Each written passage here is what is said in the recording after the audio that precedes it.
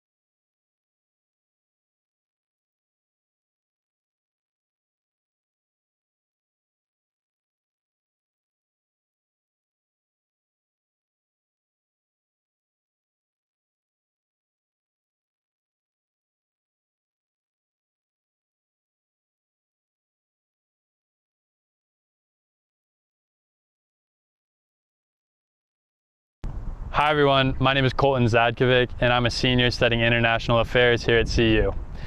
As a younger generation, us students are dependent upon the leaders of the world to lead ethically in order to leave us with a world in which we can thrive. With ethics being a function of culture, we'd like to know how we can change our culture to better promote ethical leadership. We are very interested in what our speakers have to say about the current state of ethics in leadership and what can be done in the future by our generation perhaps to change leadership culture for the better. Enjoy the panel.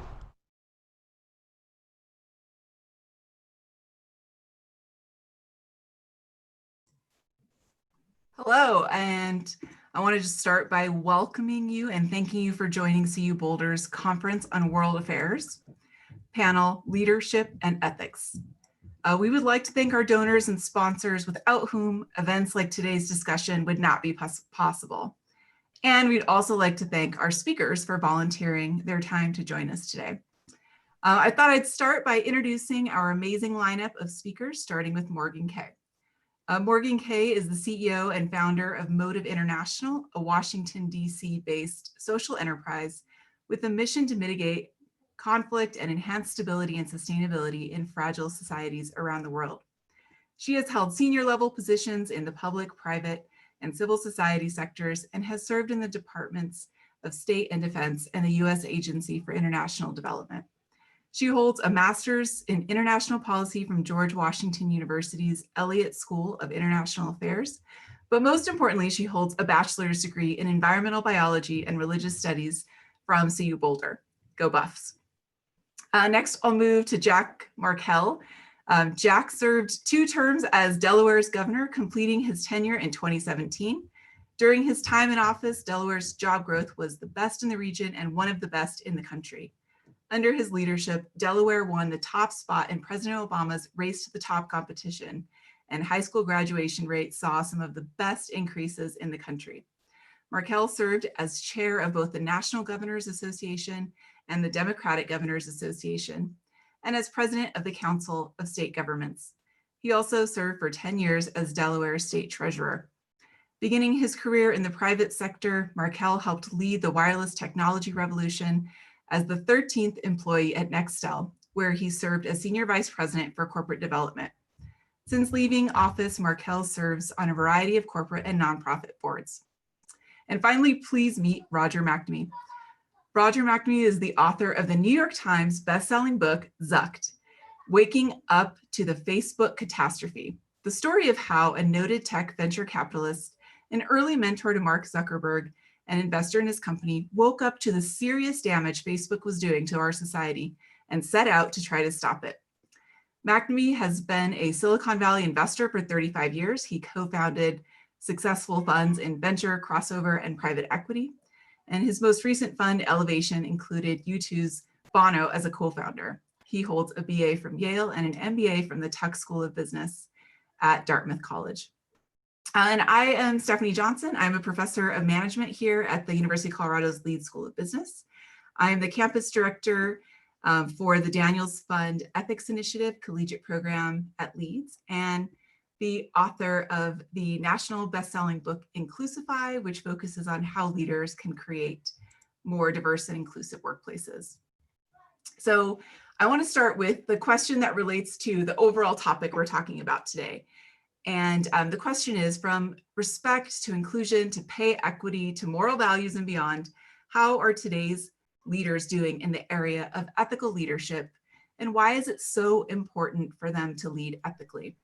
As you think of your answers, I'll give a reminder to the audience.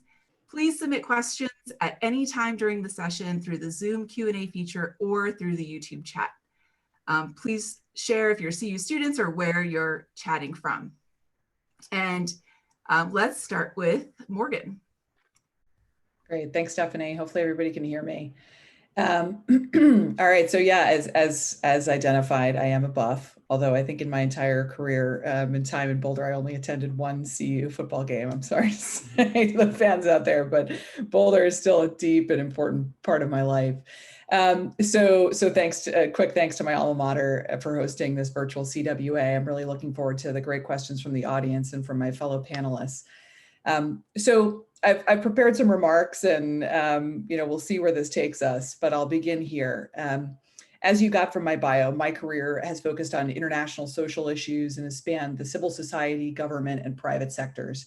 And I've had the privilege of being a leader really in each of those sectors. While still a student at CU, I founded an NGO partnering with indigenous reindeer herders in Mongolia as they navigated radical changes in the post-Soviet landscape that threatened their nomadic way of life. From the ages of 19 to 29, I led a diverse team of Mongolian staff and volunteers from all over the world with my NGO.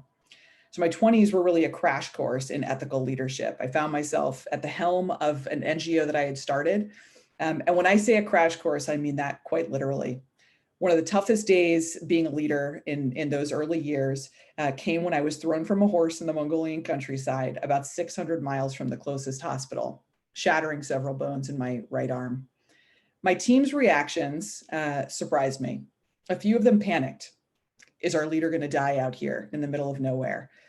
Others on the team resented the position that I'd put them in when it really became clear that had anyone else been injured, we were far away from help and ill prepared to handle an emergency. But also, I immediately sensed this sort of lack of sympathy and compassion towards me when I was writhing in pain. And that became very clear a couple hours after the fall, when those sentiments promptly turned to a sort of mutiny.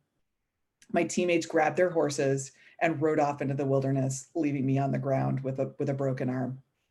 I was not only shocked, I was embarrassed, and it really made me immediately start to reflect on what I had done wrong as a leader to see my team abandon me when I needed them the most.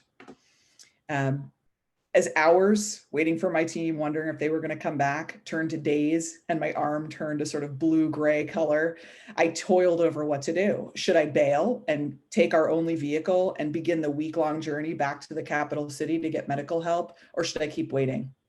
I decided to wait one more day. The next morning, the sun rose over the mountains, and I saw my team's silhouettes on the horizon coming back towards our base camp. But suddenly this wave of anger just pulsed through me and made my broken arm start to throb. I was mad that my staff and volunteers had left me sitting in a frigid cabin for 4 days, wondering if I was going to lose a limb. But honestly, I was angrier at myself.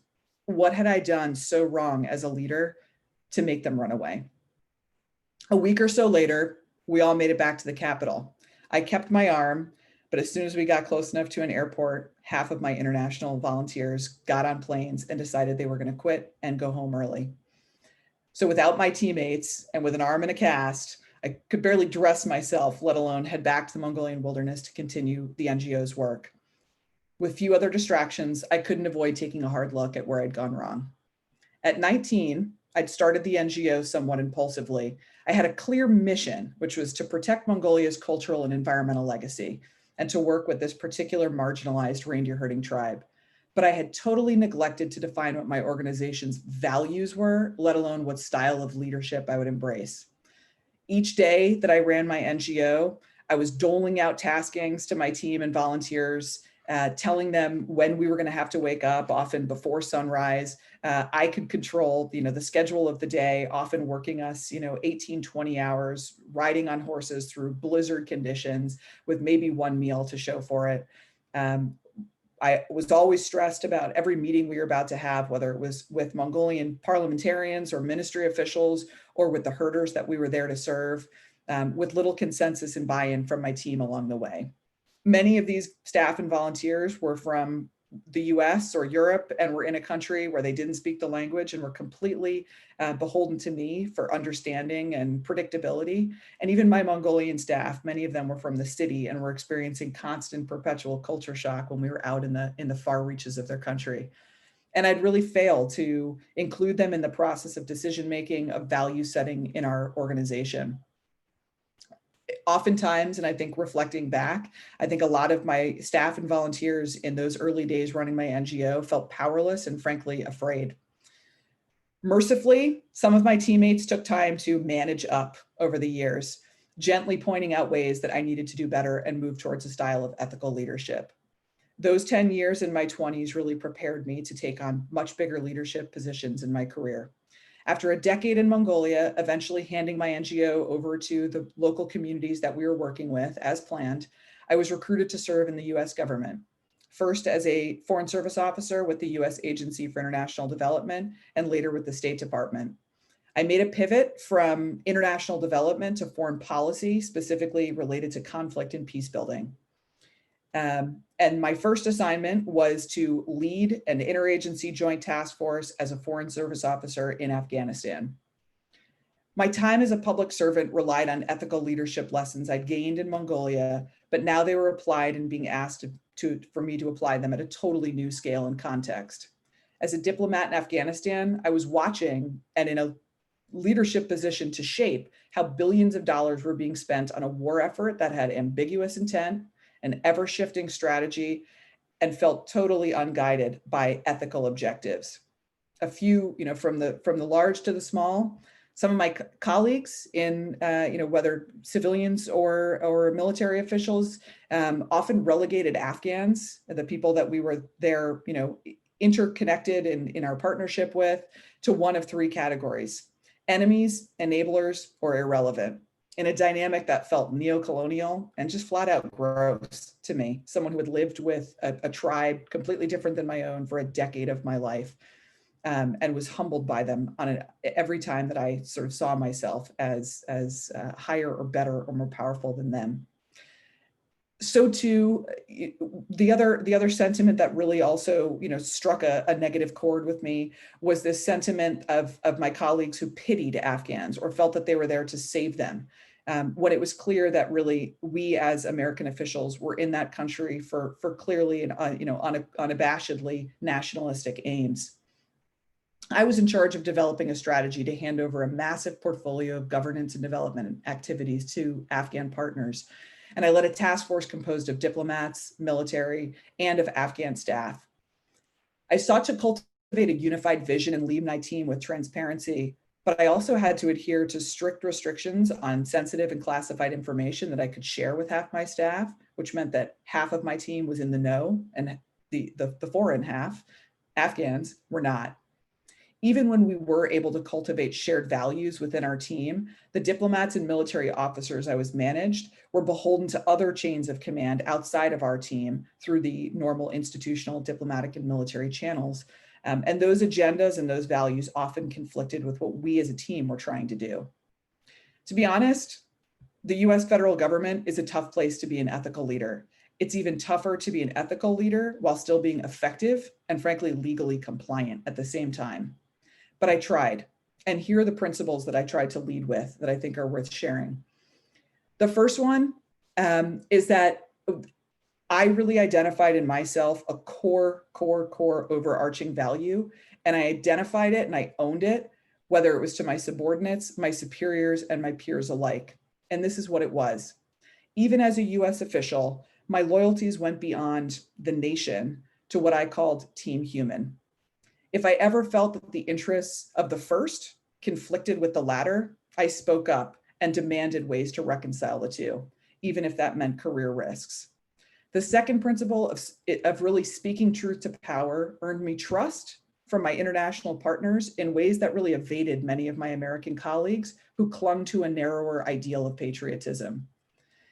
But also, my commitment to reconciling national interests with global norms and obligations that we had to our not only our Afghan, but our other international partners in that context, earned me respect from a counterpart where I least expected it. And that was the US military. They praised me immediately and consistently, from the highest ranking brass to the lowest level enlisted soldiers, as being a ballsy leader. I took that as a compliment, and I still do. Frankly, the stereotypes that I came into my time in government about the military were as hawkish nationalists with racial and gender biases, but those stereotypes were shattered as soon as I actually started working with the military. In reality, as sort of a side note, the humility, diversity, and ethical awareness found within the profession of arms rivals that of most grassroots social movements, peace-building NGOs, and social enterprises I've been a part of.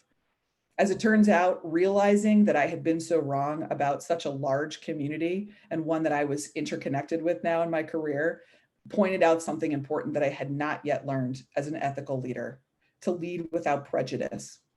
By leading without prejudice, I mean trusting those who look and seem different than me, the boss, right? And knowing that my subordinates, even though I had the authority to silence them or put them in a box, knew things and were things that I needed, but that I could easily miss if I kept putting them in a box with my own prejudices. It's tough as a leader to take in new ideas and challenges and feedback if you've put people in a box. The principle of leading without prejudice is one I still seek to master in my post-government career as the founder of a social enterprise focused on mitigating global conflict. I still have the impulse to opt for the efficiency that comes with unilateral decision-making rather than taking time to solicit input from members of my team, especially those who have really different ideas and who I know will probably slow down the decision-making process. I'm convinced that the conundrum of balancing speed versus consensus plagues leaders across the corporate, government, civil society, and other sectors, especially since our society, economy, and probably most leaders' brains are biased in favor of speed and agility. I think leaders and institutions often risk overlooking the people most different than them simply because we fear they'll slow us down. That overlooking takes the form of fewer promotions, less inclusion, lower pay, and outright discrimination. And there's no doubt that people feel that exclusion, and also that innovation, creativity, and understanding are stifled when people lead with prejudice. I still confront those same kinds of overlookings and prejudices, even as a leader myself from others. As a female CEO working in the male-dominated national security industry, I think my sheer ballsiness refuses to be impeded by a lot of people's prejudices, but trust me, I still see them.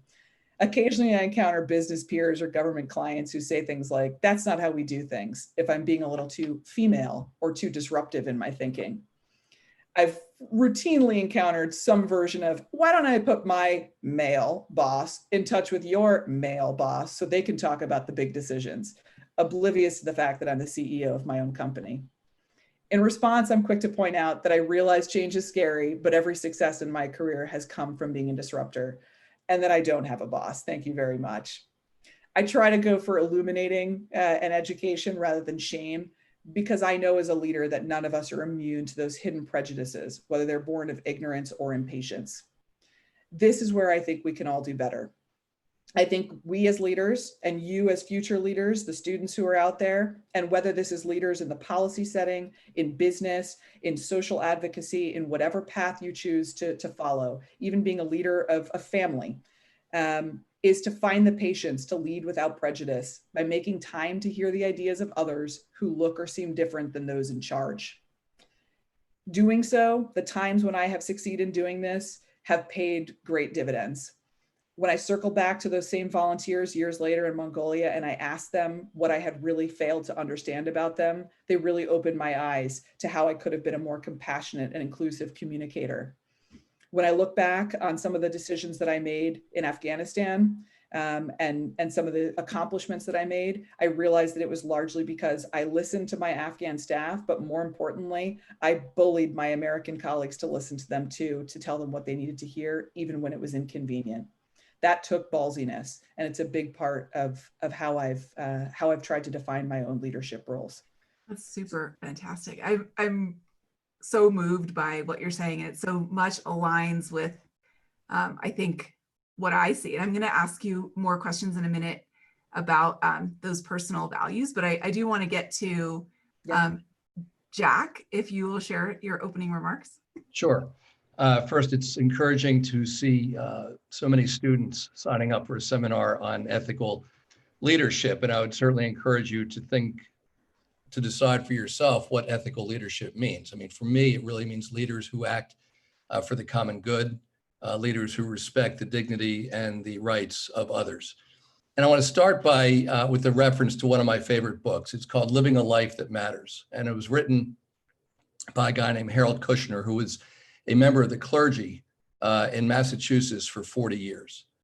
And he said that during these 40 years, he visited many, many people who were on their deathbed. Some of them were so sick or in so much pain that death could be seen only as a blessing. Others had lived long and fulfilling lives, and they could easily accept their fate. But he said by far the most difficult group were those who said, Pastor, if I only had 2 or 3 more years left, then I would make everything right.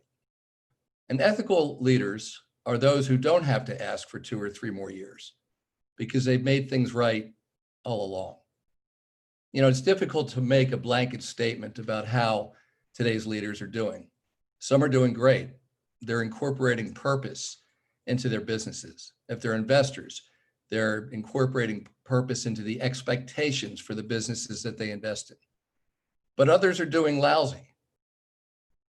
One of the questions in the prompt was, well, why is this important? It's easy to say why it's important. It's more important than ever for customers. It's more important than ever for employees. We're seeing over and over again that consumers will support the kinds of businesses that operate ethically. And employees want to work for those same kinds of businesses. You know, I've heard it said in the business world that ethical leadership is really about having the moral guardrails within which free markets can work effectively. Guardrails like gratitude, a sense of community, and an ethos of responsibility to others. I learned recently about an organization whose purpose is to help their client companies improve social equity and to enhance employee engagement. Let me say it again, to improve social equity and to enhance employee engagement. And the fact that they tie these two together is relevant because more and more we're seeing companies whose employees want to be involved with an organization that is focused on improving social equity, building social equity. And these days, there's a particular focus given all that's going on in the world. I read recently about a pharmaceutical company that announced that any COVID vaccine that it develops would be available not for profit. And when it made that announcement, the company's share price actually increased on the news. The message from investors was clear. In the current climate, a company coming to society's rescue without enriching itself is a solid bet. No question, there are just as many examples on the contrary side. But it really, at the end of the day, it's up to you students who were at this seminar. What are you going to expect? What are you going to demand of your employers, of the companies that you buy from? And what kind of leaders are you going to be? Thank you so much. Okay. Let's see if I can ask Roger the same question. So I want to give a little bit of historical perspective about how we got to today. 40 years ago, the country made a major pivot in its attitude towards business, in its attitude towards politics. And we essentially decided, roughly 1980, that we were going to trust markets to make the allocation of all resources. Keep in mind that from the beginning of the 30s, so from the Roosevelt administration, 1933, when we were attacking the Depression, right up until 1980, we'd lived in a world where there was a balance of several large forces. You had obviously big business, you had a big government, you had labor, you had religion, all these things, the press, they were all large institutions that kept the world in balance. But we decided beginning in 1980 that we were going to try a different model, and we were going to let the market make all the decisions. And we're going to take the government out of its traditional role as the setter of rules and the enforcer of rules for capitalism. This precipitated a period of just stupendous growth. And for at least 10 years, the entire country benefited enormously. For the second 10 years, on average, we benefited, but with diminishing returns. But for the last 20 years, we've seen massive skewing in terms of wealth, that essentially the top 0.1% have gotten essentially most of the benefits, and others have been left behind.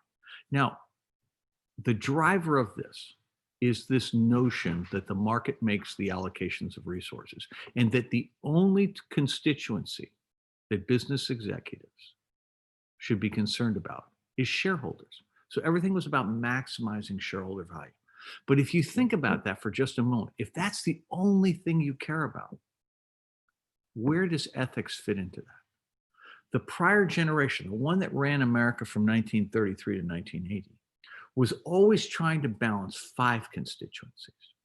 Shareholders were important, but so were employees, the communities where employees lived, suppliers, and customers.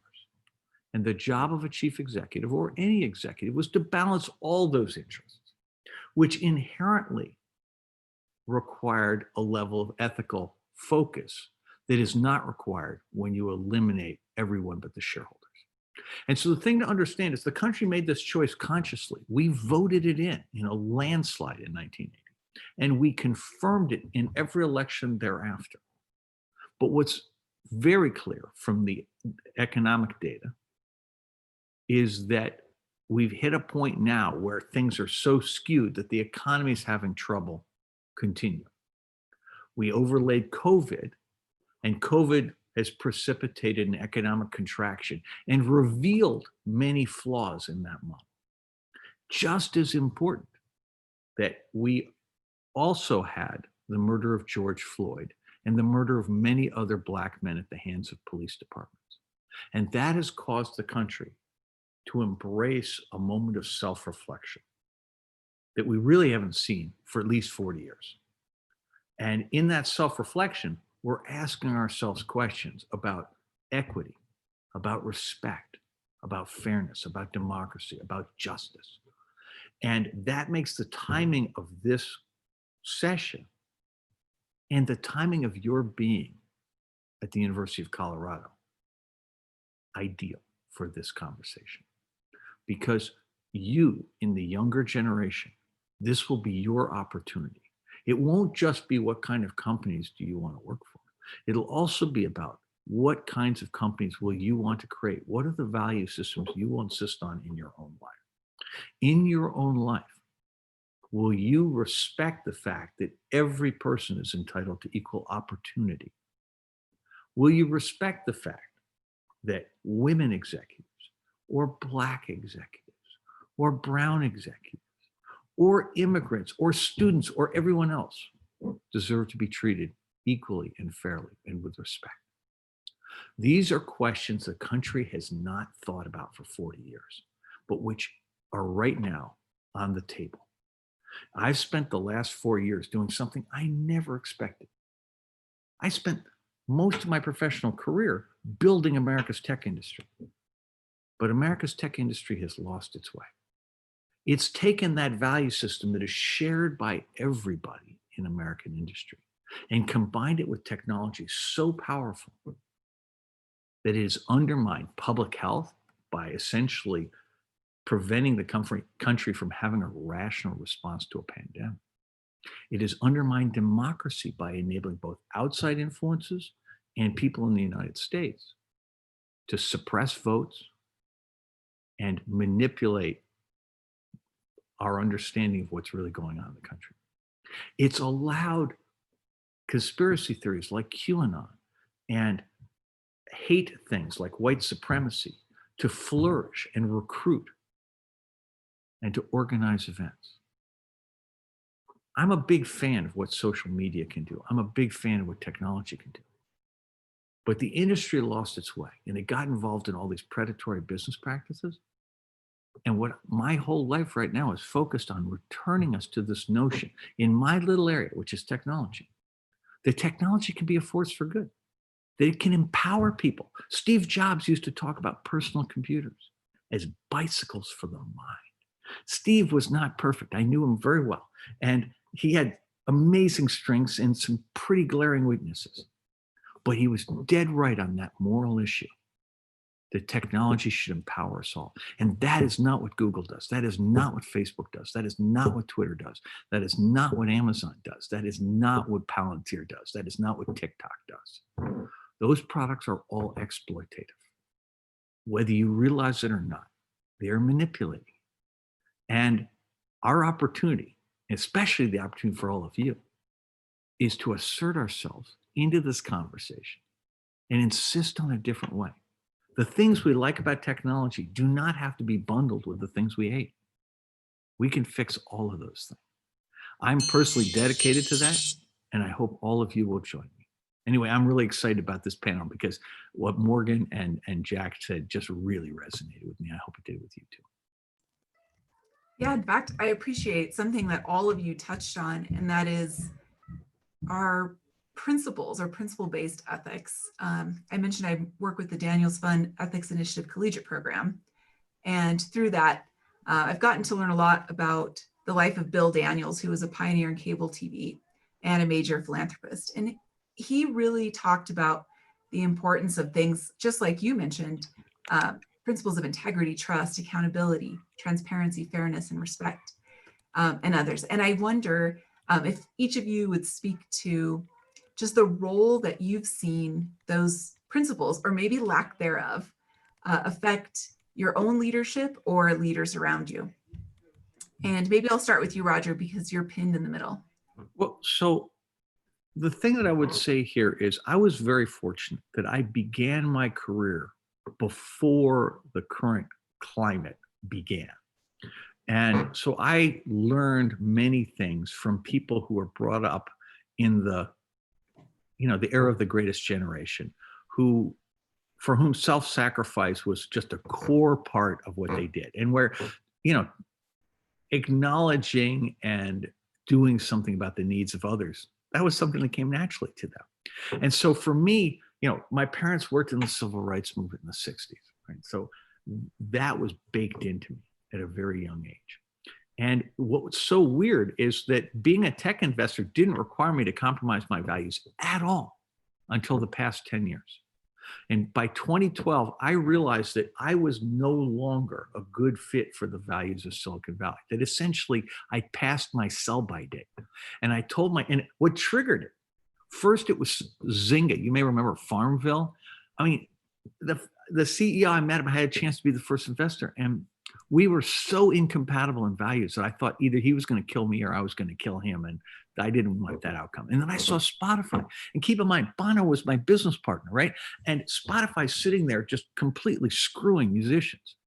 And I'm going, we can't do this. And then along comes Uber. And Uber's first principle is the law does not apply to us. And its second principle was that people who do drive cars can't do math, so we can take advantage of them. And I'm just sitting here going, this is the best of what Silicon Valley has to offer. I cannot do this. Now, here's the thing. They will tell you in the investment business, it's not your job to judge. It's not your job to apply morality to investing. Your job is to make money for others. Well, guess what? That was not the way I chose to run my career. I chose to run my career a certain way.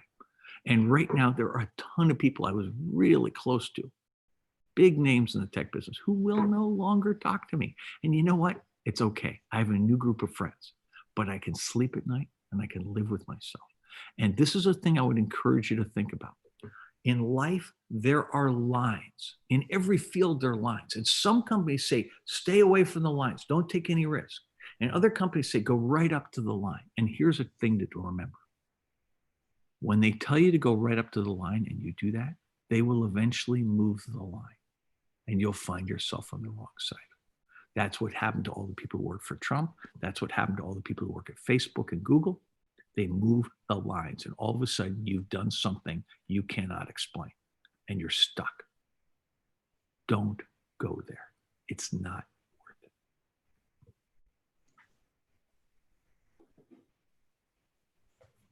Stephanie, you're muted. Thanks. I said, thank you so much. Let me ask the same question here to Jack. So let me pick up really where Roger left off about lines. And of course, my background, at least part of it, was in elective office. And I'm going to quote Joe Biden, not because he's running for president, but because of something he said to me often as I was sort of going up through the Delaware political ranks. He said, Jack, you have to know what is worth losing an election over. And I think it was really the same point that Roger was making about lines. And I think particularly for the students on the call, I have a story that I want to share with you. And there are really two lessons from it. One of them is about having the courage of your conviction yourself. And the other is about speaking up on behalf of those who may have difficult decisions to make that you support, and that, believe me, a lot of other people are not going to be supporting. And I'll give you a specific example. Probably some of you are too young to remember, it was 5 years ago. And the issue of whether or not Syrian refugees would be admitted into the United States was a very contentious issue. And I was governor at the time, and I was very clear. I didn't consult with my constituents. I really do believe that this is a country that has been built based on people coming here in search of the American dream from all over the world. And there were so many people from Syria who were just in such desperate straits that to me, it was also an incredibly important humanitarian act. So I spoke up, and I spoke up very, very clearly, not just within Delaware, but nationally, about the fact that my state would accept Syrian refugees. I literally, of all the issues I worked on, and as governor, you work on a lot of issues, I received by far more negative feedback from my own constituents and from people around the country on that issue. The numbers of people calling my office went well into the thousands, and the numbers against were like 99 to 1 against those in favor. And I didn't care, because that to me was absolutely something worth losing an election over.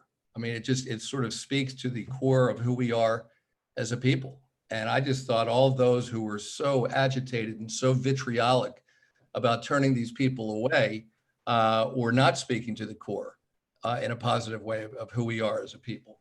So but it's not like there are that many profiles in courage in life, in leadership.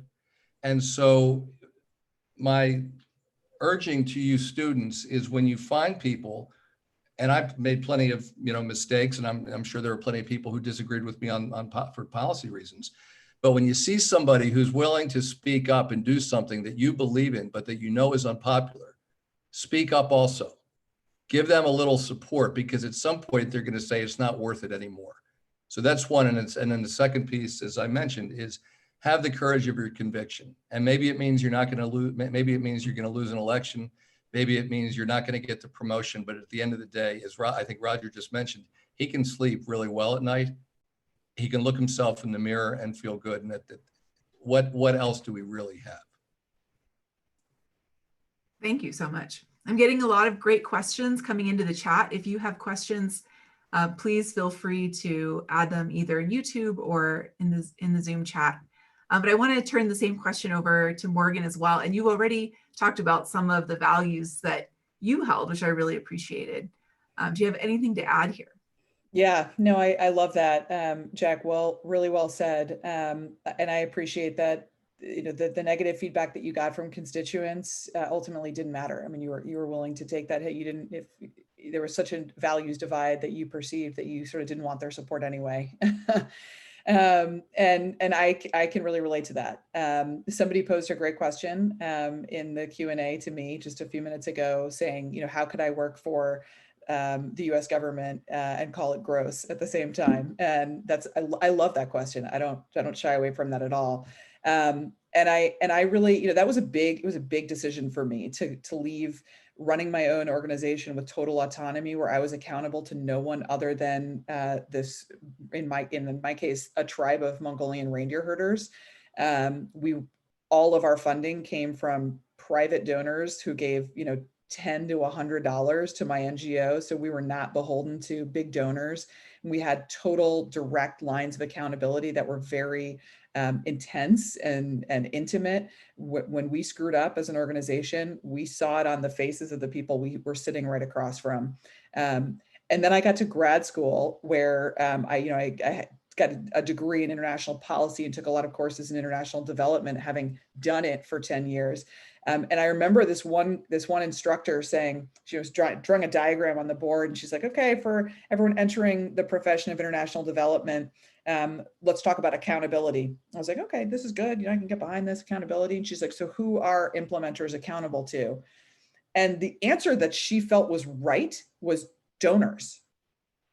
And she's like, in the world of, community development, international development, people who are actively, implementing programs, providing services, partnering, support, you are accountable to your donors, which let's be clear, donors tend to be the large wealthy governments who have set a very specific nationally serving agenda, which is not wrong.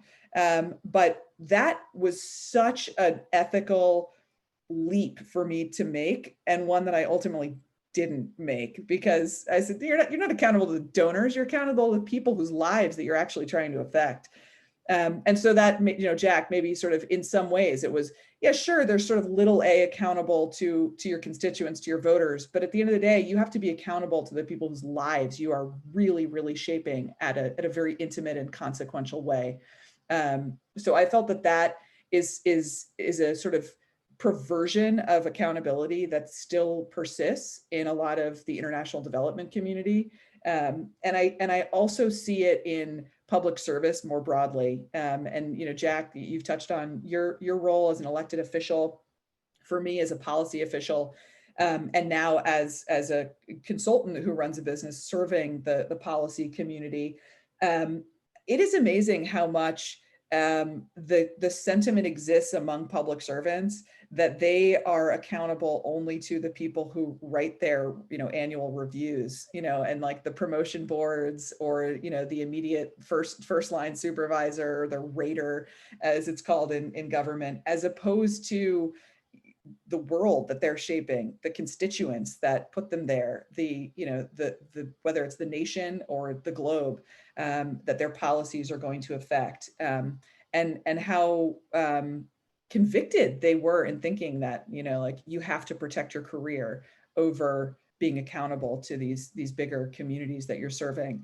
And so to come back to, Aaron's question of how did I work in an institution that I could call gross at the same time, it was because I was determined to disrupt it from the inside and speak truth to power in a position that would be heard, to say, that's gross. And trust me, I did on a daily basis as a public servant. And my favorite thing to say is, it didn't get me fired. It usually got me promoted. I love that. I have to say, there's quite a few questions about the tech industry for Roger. And I think you may have ruffled some feathers by not celebrating the awesomeness of social media. But I'm going to ask one specific question here. That is, how does tech reclaim the mantle of doing good and not doing harm? What is the different way that you think needs to take place? So the essential issue is that we've lived in an environment where businesses have very few constraints. We've cut regulations back to less than the bare minimum. We've removed government from its traditional role of officiating. And so capitalism is all about power. So the most important problems derive from the fact that every industry is more concentrated than it's been at any time in the last 100 years.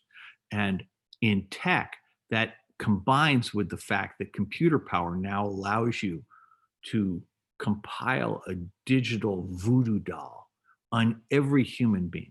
So you can gather not just what they do on your site, you can gather everything they do on the internet, everything they do on applications. You can gather everything that happens on their cell phone. You can get every financial transaction they do. So credit reports, credit card transactions, everything that they do. You can also get a lot of their medical records, because there's no rules against capturing the data from prescriptions or medical tests, which are indicative of people's health. And so you get these digital voodoo dolls, and those allow companies like Google, Facebook, Amazon, Microsoft to both predict people's behavior and to influence it. So you look at this and you say, that's clearly not necessary to have a highly functional social network. That is a business model choice.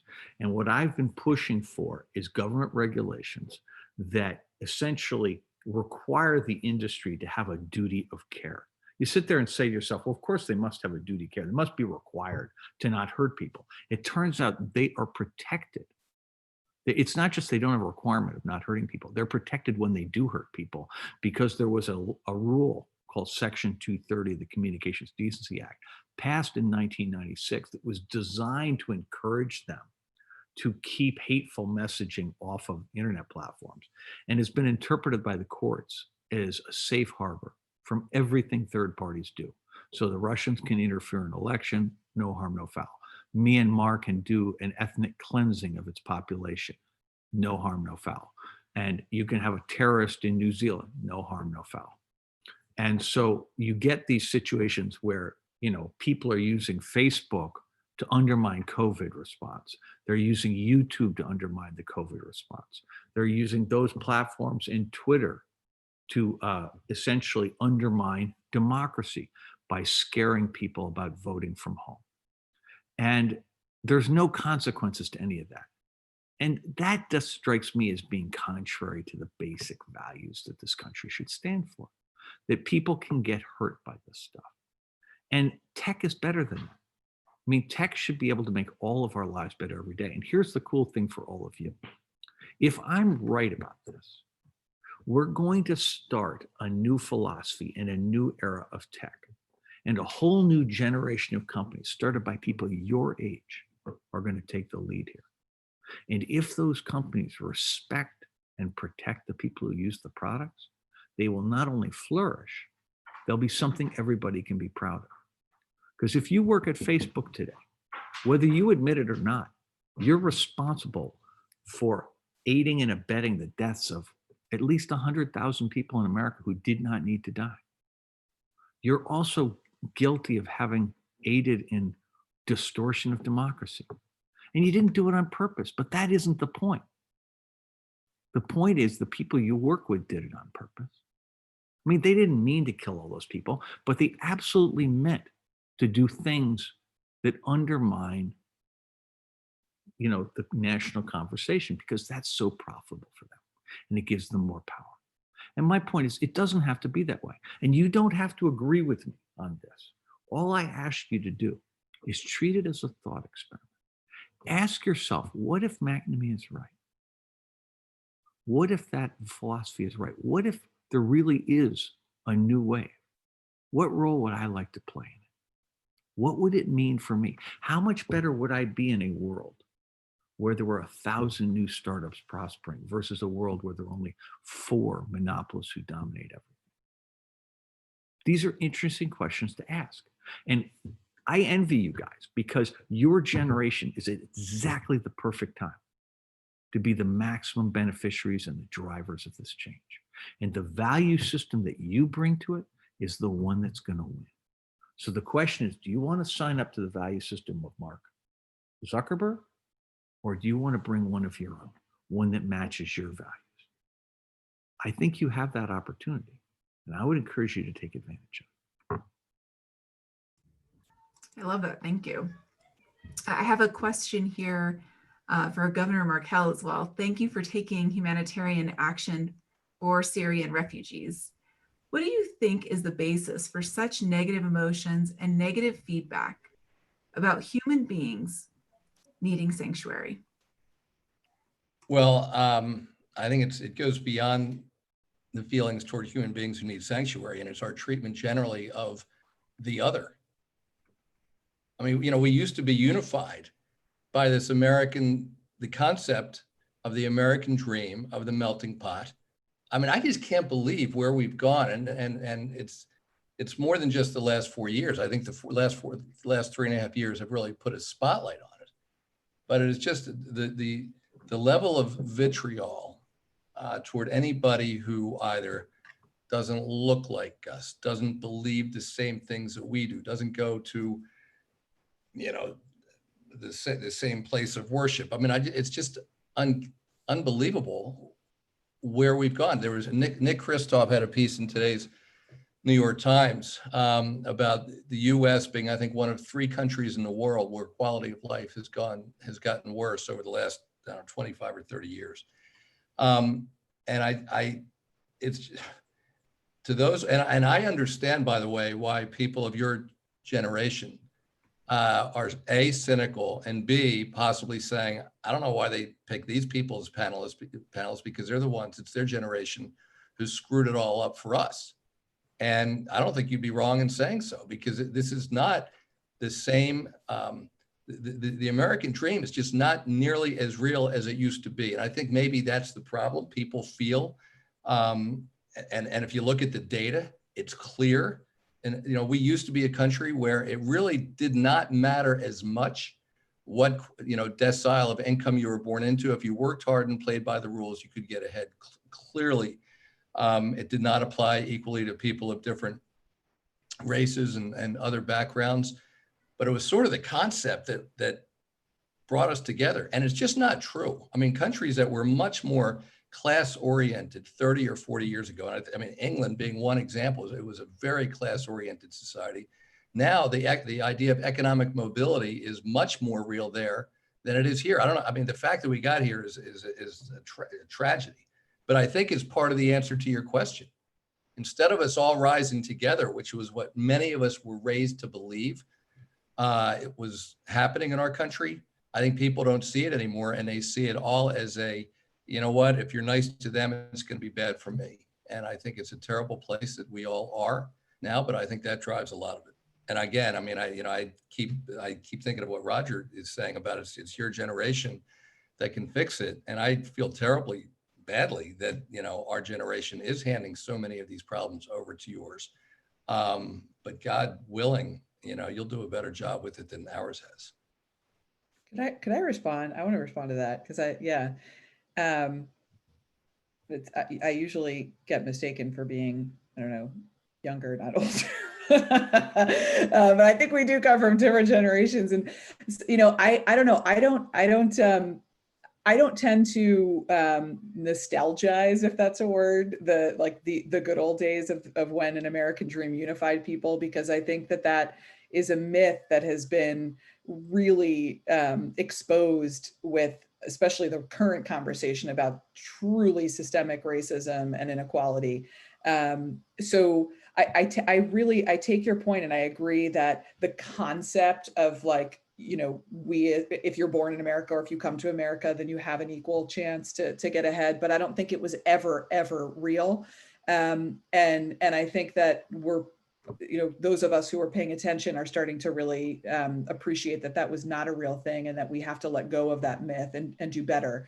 The data on economic mobility were real, but there's no question that you're right about the too many people not being able to participate. But the economic mobility was definitely real. It's not anymore. Yeah, but I mean, I think more than just using one, only economic metrics too. I think other cultural, social, power in all of its forms, metrics are important, and I think the system has. I think it's hard to deny that the system has been stacked in favor of, let's be honest, white, native-born Americans of a certain, class and creed, and so I think when I look at the vitriol that I agree has, feels like it is at a peak that it has not been in my lifetime. I'm less confused and surprised by it. And I think about conversations that I have with my husband, who's a white privileged man, and he's even like, yeah, I mean, let's be honest, like I, as a white male, I have experienced such an unbelievable privilege and advantage. And that gap, that relative, privilege is shrinking. And, he happens to believe that that's a good thing. But unfortunately, most humans, I think, when they lose their relative advantage, they're scared. So I'm not confused why I see the vitriol that I do and who it's coming from. But that doesn't mean that I excuse it, because I think, the fact is, there has been an unfair advantage among a certain segment of our society, and frankly of the global society, and it's time to rebalance that advantage. And does that mean a relative loss for some? Yes, I think it does. And I think all the fears of, that you're going to redistribute resources, you're going to redistribute wealth, and so therefore the current winners of the prevailing system will have, less than they are used to. Yes. I instead of saying, instead of sort of lying or denying that truth, I tend to say, yep, that is correct. Your relative advantage will be shrunk. But here's why that's a good thing. And there's so many arguments to be made there. Here's why that's a moral thing. Here's why that's good for the economy. Here's why that's good for our social system. Here's why it's good for your soul. All of those cases can be made, I think, proudly, rather than denying or sort of being confused by why this vitriol exists, let's just confront it and be like, yep, correct. White men, it's time for you to not have quite a big privilege. And that's okay, because you're still going to have an absolute advantage for probably the long coming future. I think that's absolutely right. And I also think that, this point you just made is a very important one, that it's actually better for the economy overall to the extent that everybody can participate. I mean, if you look at what has happened in terms of the economic divide, the relative share of wealth that has gone to the richest in society, it's bad for everybody, and it's bad for them in the long term.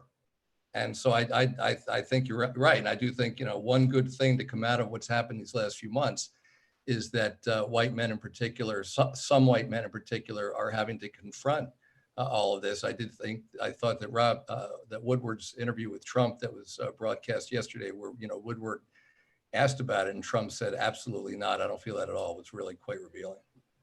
So for the folks in the audience, these last 2 points that Morgan and Jack are making are so fundamental.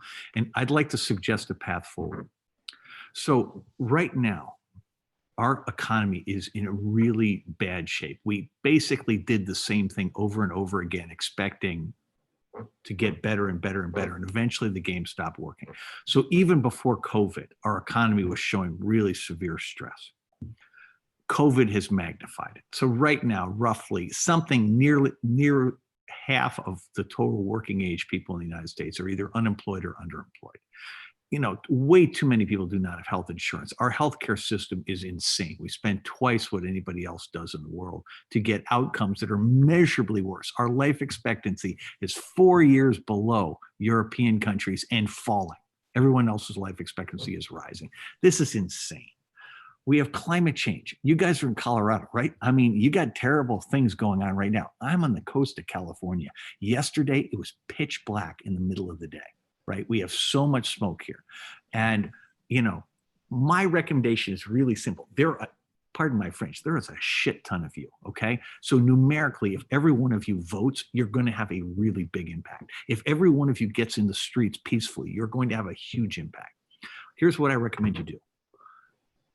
Draw a line and say, look, we want to do things that rebuild our economy. That means Green New Deal, right? Because if you re-engineer our electrical grid and our transportation system for climate change, that's going to be one of the biggest growth opportunities in history.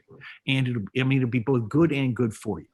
Then how about if we re-engineer the healthcare system so everyone has access to it? So instead of waiting until something goes wrong and then having to figure out what you do to take care of yourself, you'll know that'll bring stress levels down. That all by itself will increase life expectancies. Improve education. I mean, this thing of you guys coming out of school with $150,000 worth of debt, I mean, that is insane. I mean, that basically locks you into indentured servitude. So my attitude is, hey, we should forgive all of that debt. Tough noogies for the guys who put the money up. It was a bad idea, okay? You shouldn't be shackling kids with this kind of stuff. And my point here is that these are all things that are actually doable. And they're all smart economically. And you guys have the power to do it. When I was 12 years old in 1968, I volunteered every single day for 2.5 months to work at the McCarthy for President campaign. Why? Because my older brother had just gotten drafted. And I realized in 6 years, which was another 50% of my life, I'd be of draft age, I'd be sent off to Vietnam. I did not want to go to Vietnam to fight a war that I thought our country was wrong to be in. I'm 12 years old, and I volunteered to work full-time in a political campaign at 12 because my self-interest was at stake. Your self-interest, your whole life is at stake here. This is an enormous opportunity. And I would give anything to be your age right now and be able to participate in this, because I think you can remake America around values that make sense, where money doesn't dominate every decision, where other values really matter, where everybody gets a chance to participate, where if you are a Black male walking down the street, you are not fearing for your life, where if you're a woman, you're not going to work knowing that you're going to be treated worse. If you're an immigrant, you know that you can be safe in America. I mean, those are things that we should be able to get right. And the three of us are willing to fight for that. And I grant you, looking around our generation, there's plenty of people who are part of the problem. But we're here for you, okay? And I hope that be helpful. That's a great moment to move to like a kind of related question. And I'm going to ask you first, Roger. There's a question in the chat about the role of government regulation in tech, but I think it's a broader question, really, of what is the role of government regulation in all of these issues that you're discussing. So in capitalism, so think about it this way: monopoly, which is what our economic system is today, has historically been associated with authoritarian governments like monarchy. So the original founding of the United States, the first economic principle, the only one that the founding fathers cared about, was preventing monopoly. Obviously, the people with lots of capital love monopoly, so there's a tension going on. And 100 years ago, we had a huge problem with monopoly. We took care of it. And for 80 years thereafter, we respected those rules, and the economy was highly diverse and lots of people did well. We then let monopoly happen again, so that's where we are. What happened? We used to know that capitalism was inherently democratic. Having zillions of people competing in a marketplace was inherently good for democracy. But monopoly is actually authoritarian. And tech monopolies are particularly so because Mark Zuckerberg and Larry and Sergey at Google have voting control of their companies and make decisions without any interference. So you have companies that are organized in an authoritarian way who have shown in their own behavior a preference for authoritarian governments. They tend to defy democratic ones and align with authoritarian ones. It doesn't have to be that way, and that's not a good thing. So the question is, what do you do about it? There's two basic problems. One is that the tech industry right now makes products that are unsafe because the culture of the industry is to create something and then ship it to customers and have all of the problems that develop be the responsibility of the customer. It's called move fast and break things. It's also called minimum viable products. I think the tech industry needs to be treated, it needs to have a standard of safety like the building trades, like pharmaceuticals, like the chemicals industry, where you're not allowed to do damage and not be responsible for it. So you can do that a lot of different ways. I don't think you need a big agency. I think what you need to do is to simply treat it like the building trades and say, if you are the CEO or an executive of a company, or you're the engineer who worked on a product that hurt people, you are personally liable. You can have your life ruined by it. Why does that matter? Because that will cause people to be really careful. That will cause them to think in the design of the product, what could go wrong and what can I do to prevent it from going wrong? Tech used to do that as a matter of course, and we got away from that in the last 15 years. So that one doesn't require an agency. That's just a plus or minus. You know, if it's unsafe, people sue and they get hurt. But the other thing that we need to do is we need to think about what is okay and what's not okay. Is it okay for corporations to do massive surveillance on every human being and then manipulate the behavior of those people because they know so much and they can control so much of their lives? Is that okay? My friend, the professor Shoshana Zuboff at Harvard, who wrote The Age of Surveillance Capitalism, she believes that that business model, which she calls surveillance capitalism, invented by Google, now practiced by Facebook, Microsoft, and Amazon, that is analogous to slavery. Not that it's like slavery in what it does, but rather that it is inherently contrary to self-determination. It is inherently contrary to democracy, the same way that slavery was inherently contradictory to those two things. And so she believes that the whole business model should be banned, which would not ban social media, it wouldn't ban search, it would just ban the way they monetize it. I happen to agree with that. Now, we've been having a fight for 4 years about what we should do about this, and we haven't made a lot of progress. People understand privacy, there's some work going on there. They understand antitrust. We're beginning to make progress there. We're just beginning on safety. And it's going to be a while yet. And I don't know what'll happen. But this notion that government cannot work is nonsense. Government works when we insist that it works. Governor Markell knows this. He was an extraordinarily effective governor. And there is a new generation of people in Washington You know, think AOC and Katie Porter, right? People like that. Lucy McBath, right? That a new generation that really are committed to doing things in a lot smarter way. And I personally find that incredibly exciting. And I want to be part of that solution. But it's going to take us a long time to do that. And it starts with us expecting more from government, and importantly, recognizing that government is a more efficient buyer of things like healthcare, transportation, and education than we are as individuals. Thank you. You know, I want to ask, probably this will be my last question, but I am thinking back to Morgan talking about her first leadership experience, and it kind of seemed like trial by fire. And at the University of Colorado, we just have launched a leadership center to help train students to be better, more ethical leaders. So I wonder how each of you feel, and I'd like to start with Morgan, just because of your experiences. How do you think we can best teach leadership and ethical leadership, and how can students best learn it?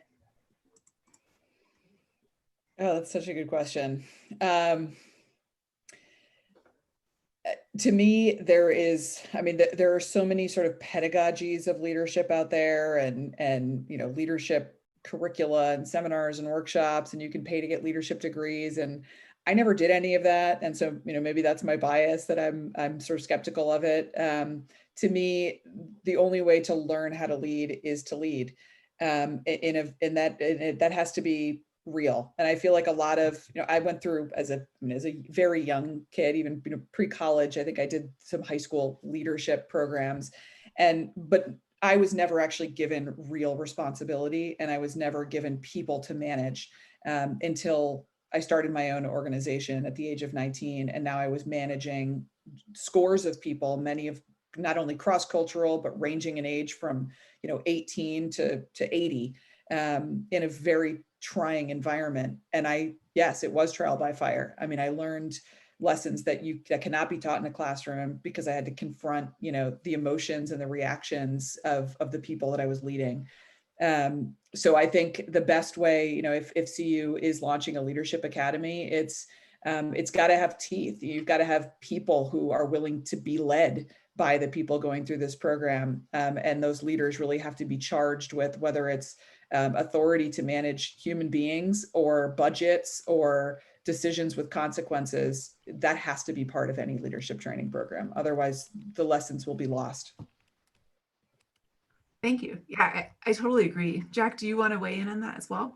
You know, Roger mentioned Bono a couple of times, and while I'm a fan of U2's music, one of the favorite things that Bono did from my perspective is he gave a fantastic graduation speech years ago at the University of Pennsylvania, and I encourage everybody to read it. And he cites an epic Irish poem called The Book of Judas.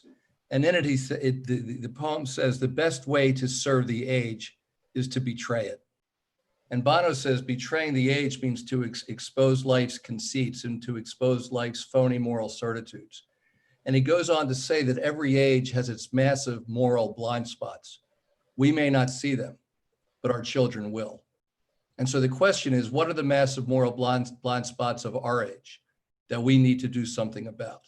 And so you can study leadership in a classroom all you want. You can talk about leadership, but and I'm talking directly to the students now, you're the ones who are going to decide whether this is just talk, whether this is just academic, or whether this is real. And you're going to use your skills of analysis and intellect and of leadership to actually do something to leave the world a better place than you found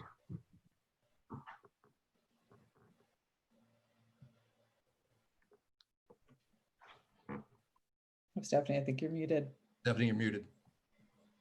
Yeah, I thought I unmuted myself. I said, I hope that is what we accomplish. That is the goal, to give students that experience and have empower them to really create change. So can Roger, do you want to say anything? I want to give a practical thing for students to think about. So I believe that great leaders have several common characteristics. One of them is both the ability and the willingness to listen. That I think leadership is about synthesizing the best ideas from many, many, many sources. One of the things I discovered as an investment analyst very early on was that the best ideas did not come from people above me in the food chain. They came from all over. And so I always treated everybody equally, no matter whether they were a CEO or whether they were the assistant, a custodian in the dining room. And I cannot overstate how powerful that has been as a positive influence. I would also say that that modesty is really important. The recognition that you're likely to be wrong a fairly significant amount of the time, and that you embrace criticism and that you learn from it in an active way. So active listening and active self-criticism but also absorption of criticism from others, that you're not shoot messengers, right? That's completely insane. And knowing what you stand for, what are the things that what are the lines you won't cross? What are the things that you really believe in? And, you have to decide very early on as a leader, are you in this for yourself, or do you have some higher calling in mind? Okay. Because people succeed both ways. What we're talking about here today is the second of those, where you're really thinking about other people as well. But that's obviously not the only way to lead. If it were the only way to lead, then, we'd have a completely different political hierarchy today and a completely different corporate hierarchy today. Thank you. I wonder, Morgan, do you want to say some last words as we wrap up here for our viewers today? I mean, one of my mantras, I do a lot of mentoring, and like when people are sort of like, okay, good, big ideas, big thoughts, but like, I don't know, I can't have done some of the same things you did. And my little fun thing to say is, it's a word that hasn't been brought up yet, is risk. Embrace risk. If you want to lead, you have to be comfortable with risk, because as Rogers pointed out, there's going to be times when you're going to fail, and people are going to see it when you're in charge. And as Jack has pointed out, there's going to be times when you get hate mail because, you took a risk. You've got to be comfortable with risk if you want to lead. If you don't like risk, if you are a risk averse person, then be a great follower or supporter. that's my, or get comfortable with risk. I appreciate that perspective. What about you, Jack? Will you close us out here with some final thoughts? Let me tell you one last story, and it has to do with your willingness to speak up. And it's actually about Martin Luther King. When in 1963, Martin Luther King went to Birmingham, Alabama, because he thought it was the most segregated city in the country. He went to lead a nonviolent protest. And when he got to Birmingham, he was arrested and he was put in jail. And when he got to the jail, local members of the clergy published an open letter in the newspaper telling King that he was not welcome. He was not welcome in their state. The protests were not welcome in their state. And so he's sitting in prison and he wants to respond. And in response, he writes just a masterful response. Some of you may have read it. If you haven't, I urge you to. It's called The Letter from the Birmingham City Jail.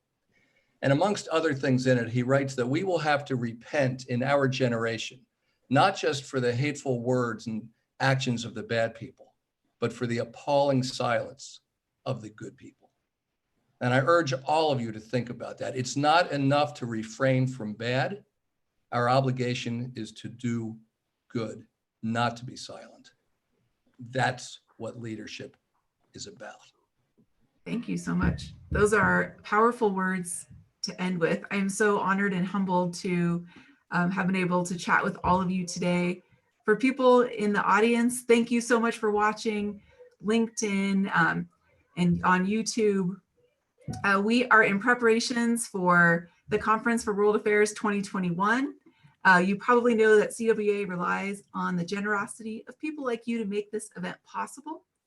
So please consider making a gift to CWA at www.colorado.edu/CWA. And there is a survey to provide feedback on our panel and the Conference of World Affairs. Thank you all so much for your time. Enjoy the rest of your evening.